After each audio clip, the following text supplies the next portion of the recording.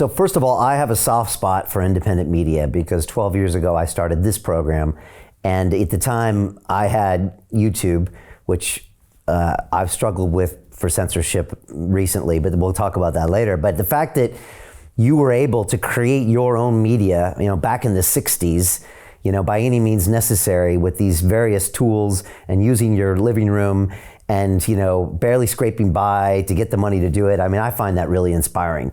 And obviously a lot of that was used in the Great Awakening. Fast forward 60 years ahead, why is this message relevant today? Because it clearly is, because it was a big part of that film. Why do people need to know about this today, especially in America? Well, I think that's almost self-evident that what I was talking about back in the 60s was more in terms of, hey, everybody, if we don't stop this process, something really bad is going to happen in the future. Look over there. Don't you see those storm clouds on the horizon over there? They could come here. So that was then. And that's why most people weren't interested, because now those storm clouds are little ones and they're way away. They're not going to come over here. So now, why is it relevant today is because now the storm clouds are overhead and the lightning bolts are shooting down around our bodies right now. It's here.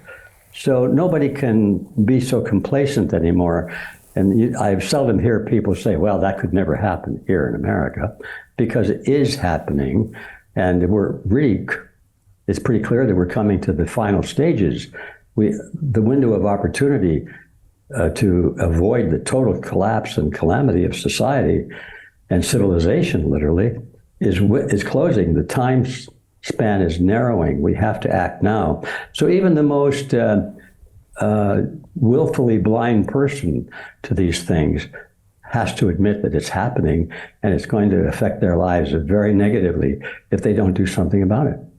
Yeah, it's interesting. So I went to Boston to go to school, and I graduated in '93. And I went back to Boston last year because my daughter is going to school there, and she just visited over the summer. And I kind of asked her in passing, I'm like, are people really talking about communism there? And she's like, yeah, the students talk about it seriously, like it's a viable option. And that wasn't happening in my school in '93.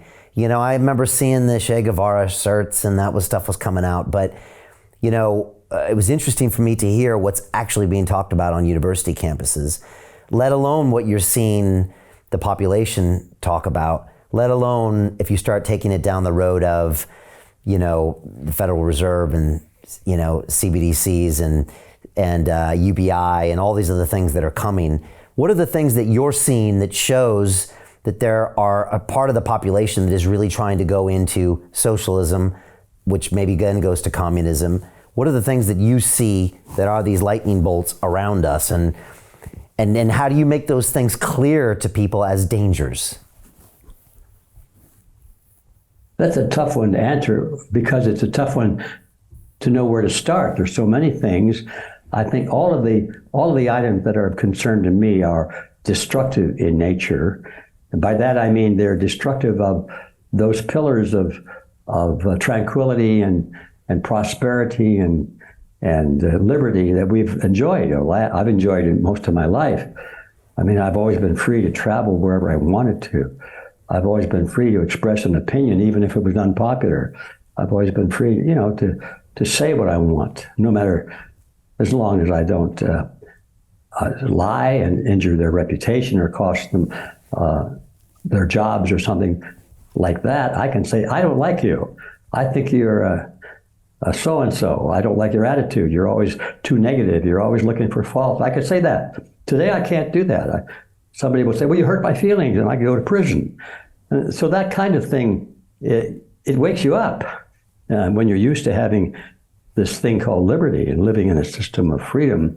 And you see all these liberties and freedoms being taken away one by one, and with the approval of everyone. Everybody says, well, yeah, we don't like that, but it's necessary, for the greater good. It's necessary for society. If we don't do all these things we don't like to do, well, it's really good. Then it's really going to be bad. So in order for us to be good citizens and to do what we should do as good boys and girls, we have to go along with these tyrannical directives. That's what scares me the most, is the fact that people have conditioned themselves to think that they have to comply with this growth of tyranny because it's for the greater good of the greater number.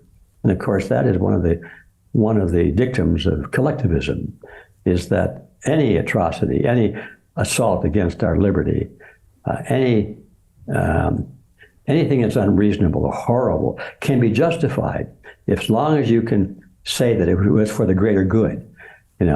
We can have false attacks on Pearl Harbor, which we did, and then we explained it to the people. Well, that was an act of statesmanship that President Roosevelt did to get us into the war, because if we had waited any longer, then the casualties of war would have been greater.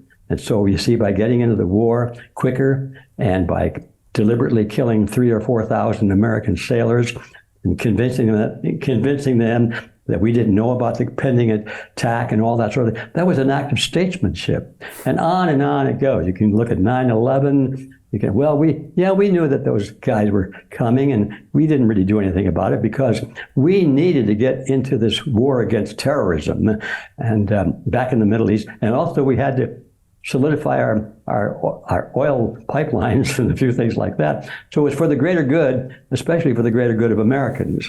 So to answer your question, I think the most alarming thing to me is that not all of these negative things that are happening, but that they're happening with so little pushback and so little concern on the part of the people that it's affecting.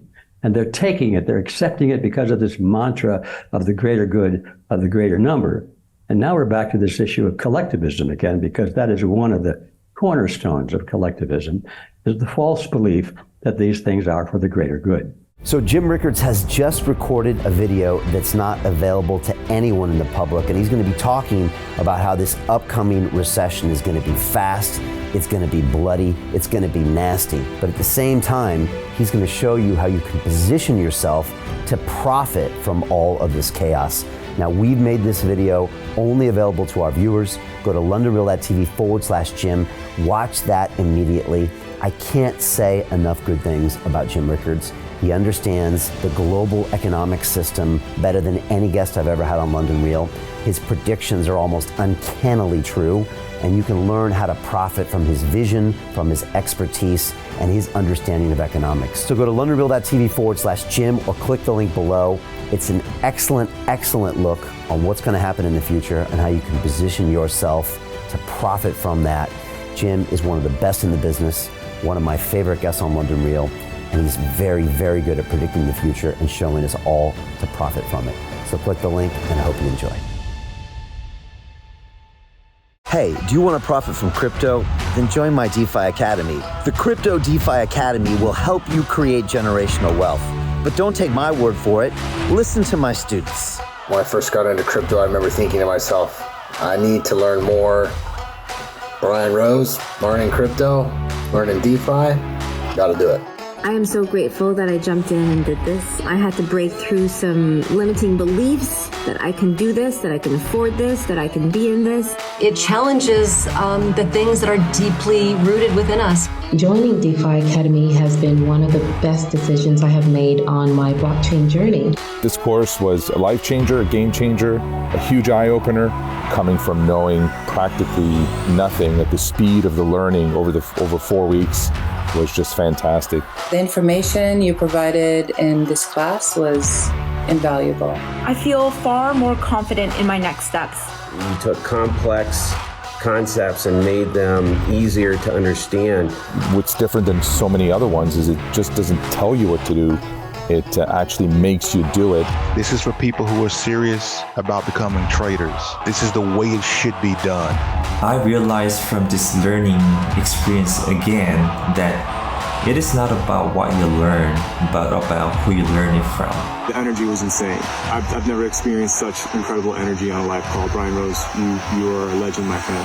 It's the only thing in the market where you can get all information and learn everything what you need to know. Everything is so clear and so well done, and I'm just forever grateful for this program. It made me feel so much more confident about crypto than I did before. I did not anticipate how passionate I was going to become about it. It's also been like a big learning experience for me, not just in the crypto space, but just an overall balance of life. What I've learned is, how to take ownership, of my life in a way that I really hadn't before. Yeah, you can't put a price on that, really. I would recommend it to anybody, top notch. Excellence does not come cheap. So if you want excellence, you gotta pay for it, but it's so worth it. Pull the trigger. That's what this course is about. You're not going to regret it, really. It's amazing. Thank you, Brian and team. So what are you waiting for? Crypto is happening now. Click the link below, submit your application, and let me mentor you on how to create generational wealth and build the decentralized financial infrastructure of the future.